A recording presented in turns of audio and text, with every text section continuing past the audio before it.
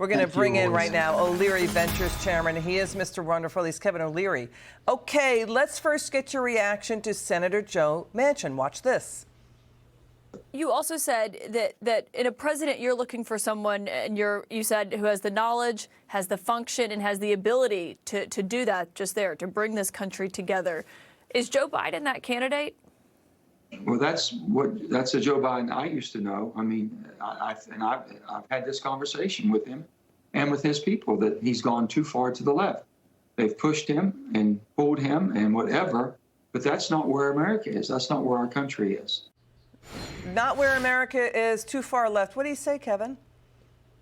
I know Joe Manchin is a pretty pragmatic individual, and I've met him because I'm interested in doing business in West Virginia. And as we've all learned from yesterday's decision in New York, before you put up a big project anywhere, you better understand where the wind blows with the senators and the governors.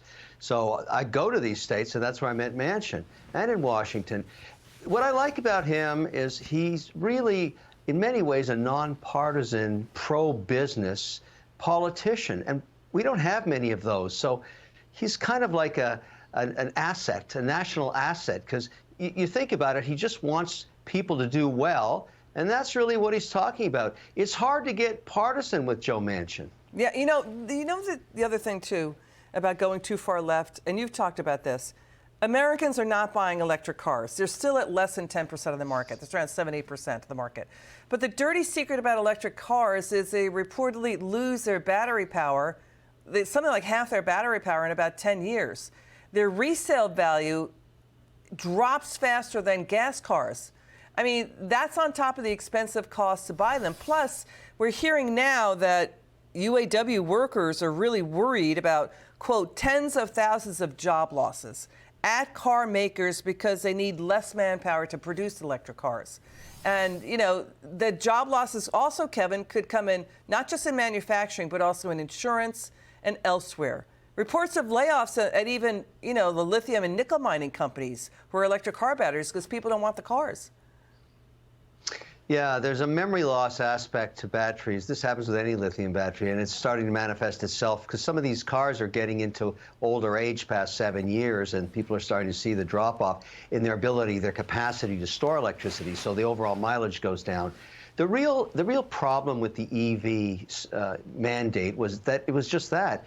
It was government trying to mandate a conversion. It was the same problem that came up in the recent climate change, the Global Climate Change Conference, when finally most countries admitted, look, there's no such thing as replacing hydrocarbons. There's diversification away from hydrocarbons, but there's no path to energy security for any country, including the U.S. domestic.